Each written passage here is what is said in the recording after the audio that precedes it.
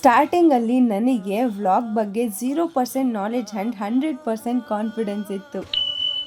Hi hello ಎಲ್ರಿಗೂ ನಮಸ್ಕಾರ, welcome to my vlog. ಈ ವ್ಲಾಗಲ್ಲೂ ಅಷ್ಟೇ ನನ್ನ ಕಂಟೆಂಟ್ ಕ್ರಿಯೇಷನ್ ಜರ್ನಿನ ಶೇರ್ ಮಾಡ್ಕೊತಾ ಹೋಗ್ತೀನಿ ನನ್ನ ರೊಟೀನ್ಗಳ ಜೊತೆ. ಹಾಗೆ ನೀವೇನಾದರೂ ವ್ಲಾಗ್ಸ್ನ ಸ್ಟಾರ್ಟ್ ಮಾಡಬೇಕು ಅಂತ ಇದ್ರೆ ನನಗೆ ವ್ಲಾಗ್ ಅಂತ ಕಮೆಂಟ್ ಮಾಡಿ ತಿಳಿಸಿ. ನೆಕ್ಸ್ಟ್ ವ್ಲಾಗ್ಗಳಲ್ಲಿ ಅದ್ರ ಬಗ್ಗೆ ಇನ್ಫಾರ್ಮೇಷನ್ ತಿಳಿಸ್ತಾ ಹೋಗ್ತೀನಿ.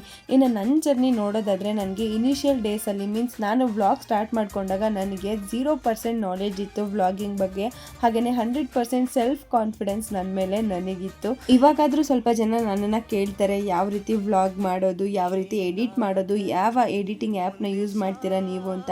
ಆದರೆ ನನಗೆ ನನ್ನ ಸ್ಟಾರ್ಟಿಂಗ್ ಡೇಸ್ಗಳಲ್ಲಿ ಯಾರು ಕೂಡ ಗೈಡ್ ಮಾಡೋರಿರಲಿಲ್ಲ, ಯಾರು ಕೂಡ ಈ ಥರ ಮಾಡಿದ್ರೆ ಈ ಥರ ಆಗುತ್ತೆ ಅಂತ ಹೇಳ್ಕೊಡೋರಿರಲಿಲ್ಲ, ವಾಯ್ಸ್ ಓವರ್ ಕೊಡೋದು ಹೇಳ್ಕೊಟ್ಟಿರಲಿಲ್ಲ, ಎಡಿಟಿಂಗ್ ಮಾಡೋದು ಹೇಳ್ಕೊಟ್ಟಿರಲಿಲ್ಲ, ಯಾವ ರೀತಿ ನನ್ನ ರೊಟೀನ ಕ್ಯಾಪ್ಚರ್ ಮಾಡ್ಕೋಬೇಕು ಅಂತ ಹೇಳ್ಕೊಟ್ಟಿರಲಿಲ್ಲ.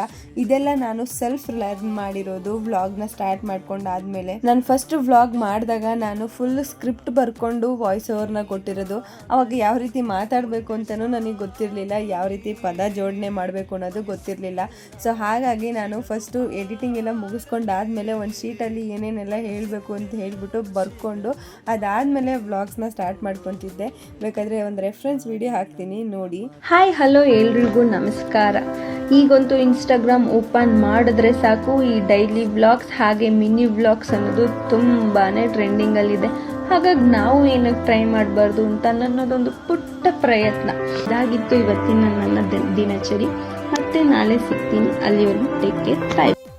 ಆದರೆ ಇವಾಗಿನ ವ್ಲಾಗ್ಸ್ಗಳಲ್ಲಿ ನೀವೇ ನೋಡಿರ್ತೀರ ನಾನು ಎಷ್ಟು ಕಾನ್ಫಿಡೆನ್ಸ್ ಆಗಿ ಮಾತಾಡ್ತೀನಿ ಅಂತ. ಹಾಗೆಯೇ ನನಗೆ ಯಾವ ಟೈಮಲ್ಲಿ ಪೋಸ್ಟ್ ಮಾಡಬೇಕು, ಯಾವ ಟೈಮಲ್ಲಿ ಮಾಡಿದ್ರೆ ಹೈಯೆಸ್ಟ್ ವ್ಯೂಸ್ ಹೋಗುತ್ತೆ, ಇದು ಯಾವುದ್ರ ಬಗ್ಗೆನೂ ನಾಲೆಡ್ಜ್ ಇರಲಿಲ್ಲ.